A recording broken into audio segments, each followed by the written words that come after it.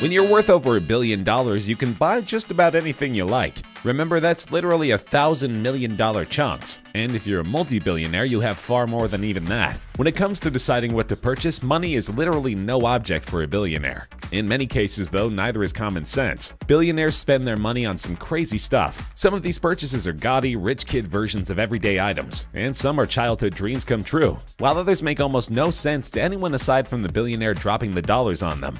Check out these 10 crazy things billionaires own and see for yourself.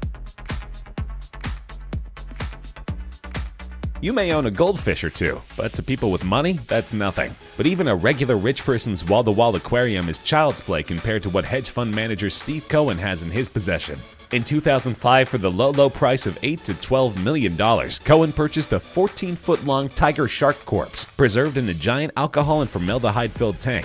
At least he saves money by not having to feed it.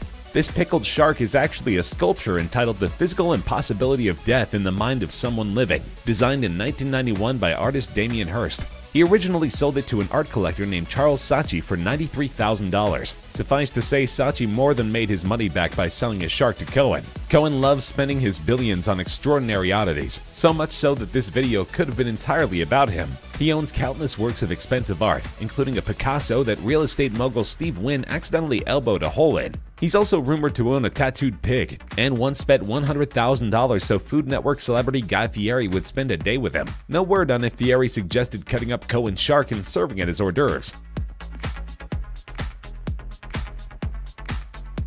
For some people, it's not enough that the world knows you're rich. Some, like Sheikh Hamad bin Hamdan Al Nahyan of Abu Dhabi's ruling class, want any alien ships passing by the planet to know as well. And so it went that Al Nahyan went about getting his name etched onto the planet big enough to be seen from space. As befitting billionaire royalty, Al Nahyan owns a private island called Al Futaisi. At some point, he decided he wanted to figuratively shout his name up to the heavens, so he commissioned engineers to dig deep paths throughout the sand that spelled out his first name, Aman. The natural signature stretched out over at least a mile and was possibly up to 2 miles long. What's more, the letters were roughly 1/3 of a mile wide, meaning it was literally visible from space. Google Maps captured satellite footage of the area, and you can clearly see Haman spelled out that high up. Al Nahyan's goal was to make sure his signature was visible from the moon, but nobody went up there to find out for sure if that was a reality. Unfortunately, Haman is no more. Starting in April 2012, workers began to fill the deep grooves that made up the signature, and by June that year it was completely filled in.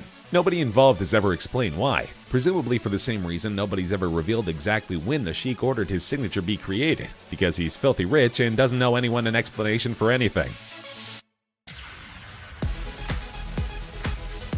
Guys, how much do you spend on a haircut? 15 bucks? Maybe 20? That's because you are not the Sultan of Brunei, whose haircuts cost about as much as a mid-sized car cost the rest of us. The mega-billionaire Sultan, real name Haji Hassanai Bolkiah, discovered his favorite stylist sometime in the 90s. His name is Ken Modestow, who runs a simple salon in England. He typically charges around 40 bucks for a cut, but the Sultan loves his work so much he's willing to pay much more. Every few weeks, he'll fly Modestow out to Brunei with first-class flight and 5-star hotel accommodations for what amounts to a simple trim. He pays Modestow several $1,000s for his services. Combined with the 7,000-mile round-trip flights, hotels, and gourmet meals, the Sultan ultimately pays around $24,000 for a single simple trim.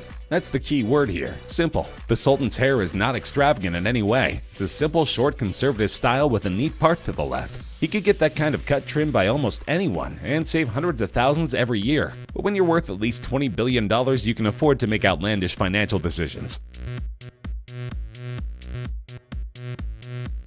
Nowadays, photos of famous people are a dime a dozen, but 140 years ago, actual pictures of household names were rare as could be. So when an authentic one pops up and you have the millions to shell out for it, chances are you're going to go for it. That's what William Koch did. In 2011, the corporate businessman attended a Wild West auction and observed a small tintype photo of famed outlaw Billy the Kid. Taken around 1879, it's the only proven photograph of the Kid in existence. You can't get much rarer than that, and Koch was willing to pay the big bucks to snag the ultimate rarity for himself. Before the auction, experts predicted the Kid's photo to sell for $300,000, possibly $400,000. Koch had no desire to engage in a bidding war, and with his billions, he didn't have to. He simply bid $2 million, snuffed out most of the competition almost immediately, and ultimately took home the only known evidence that Billy the Kid was an actual person. The fees paid out to the auction house cost Koch as much as the photo's expected value. Koch wound up paying $2.3 million for the picture. Not bad for a faded old photo that's barely bigger than a credit card, and not even a selfie to boot.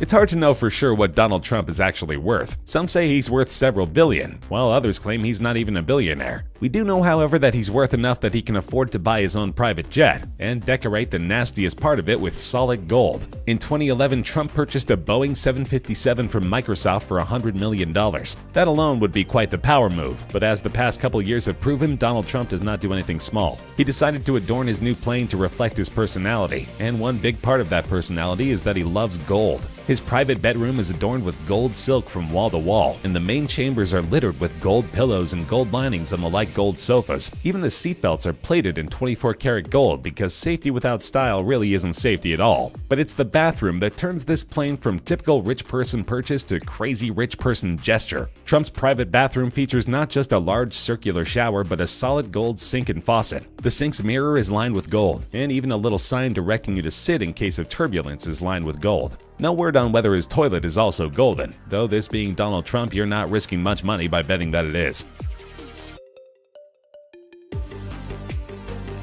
Everyone knows Leonardo da Vinci is one of history's greatest geniuses and visionaries. Most of us have seen his famed scribblings, featuring intricate sketches of arm and foot bones, river topography, and proved far ahead of his time with ideas for flying machines and compasses, and even studies about how the heart pumps blood that modern science didn't manage to confirm until several decades ago. Many of these sketches can be found in a 16th century notebook called the Codex Leicester. Inside the codex are 72 pages of Da Vinci doodlings and writings that make as strong an argument for the man's immortality as anything else. You might think something like the Codex would be worth huge bucks today, and you'd be correct. As such, most of us can't even consider owning it, but most of us are not Bill Gates. In 1994, the uber-rich Microsoft mogul, who was only worth a measly $10 billion at the time, forked over $30.8 million to purchase the Codex. At the time, this made the Codex the single most expensive book in history. But for a fervent rare book collector and Da Vinci admirer like Gates, whom we can almost certainly consider the Da Vinci of our time, a testament to the Renaissance icon's boundless imagination and almost supernatural forethought was worth every penny.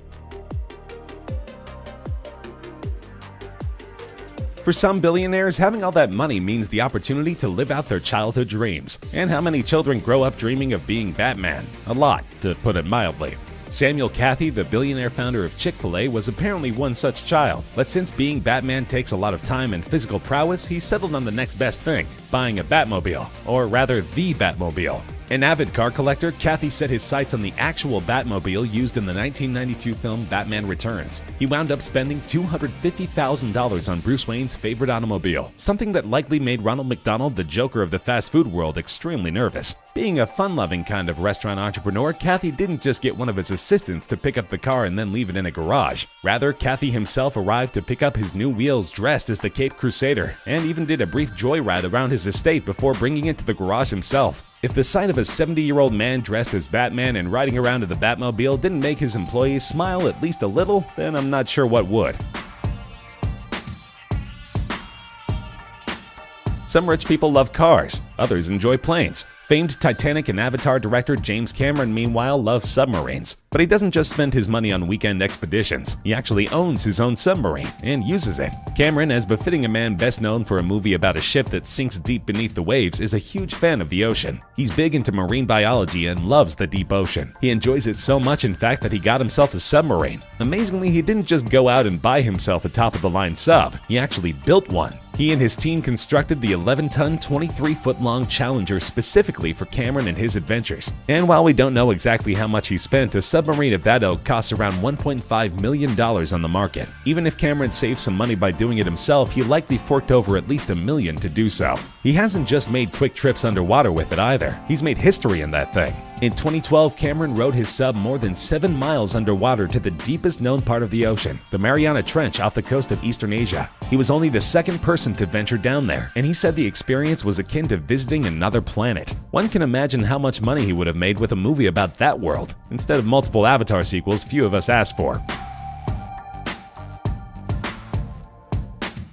The idea of a rich person buying an island isn't exactly unheard of, but when that island is an entire chunk of Hawaii, that's a lot rarer. But it's happened, thanks to billionaire Oracle founder Larry Ellison. Several years ago, Ellison visited the island of Lanai, and like most tourists, enjoyed the lush surroundings and tropical greenery very much. Also like most tourists, he wanted a memento to remember the trip by. But unlike most tourists who buy a trinket at the tourist shop and call it a day, he decided he'd buy the entire island outright. And so he did, forking over $300 million to call 98% of Lanai his own. He then spent several $100 million more to refurbish the island, including a new water filtration system and an Olympic-sized swimming pool in Lanai City, where virtually all of the island's 3,100 citizens live. He also, with this purchase, stopped the Castle and Cook Corporation, which once owned the island, from demolishing much of the island's historic district to build more modern housing and commercial buildings. Ellison isn't just keeping the 90,000-acre island to himself either. You can visit, and if you do, you'll essentially be visiting paradise. This is especially the case if you can afford to stay in the penthouse suite at his Four Seasons resort.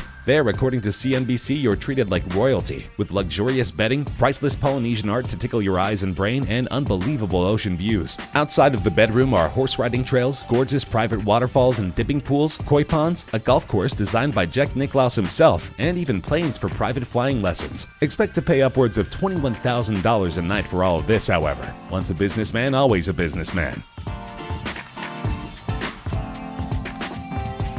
Large homes are a rich person's staple, but how many desire a ridiculous house that towers over all others like Godzilla, and just so happens to be the most expensive house ever built? Well, Mukesh Ambani for one. The chairman of Indian conglomerate Reliance Industries is worth around $45 billion, meaning he could have whatever home he wanted. As it turns out, what he wanted was a 27-story skyscraper looking down on Altamont Road, one of the world's most expensive streets. Also, many of these stories sport a double-high ceiling, making it the equivalent height of most 40-story buildings. Inside is pure luxury. Ambani's humble abode boasts a 50-seat theater, a grand ballroom, multi-level gardens, a spa, a temple, 2-story recreation center, and more diamond and jewel-encrusted decor than many would think possible. The total cost was about $1.2 billion, making it the most expensive private residence of all time. And I do mean private. Despite its sheer size, the only people who actually live there are Ambani, his wife, and their 3 children. They employ a full staff of servants and enjoy entertaining guests. But aside from that, this humongous complex that could easily house dozens of families, if not hundreds, is strictly set aside for one uber-wealthy last name only.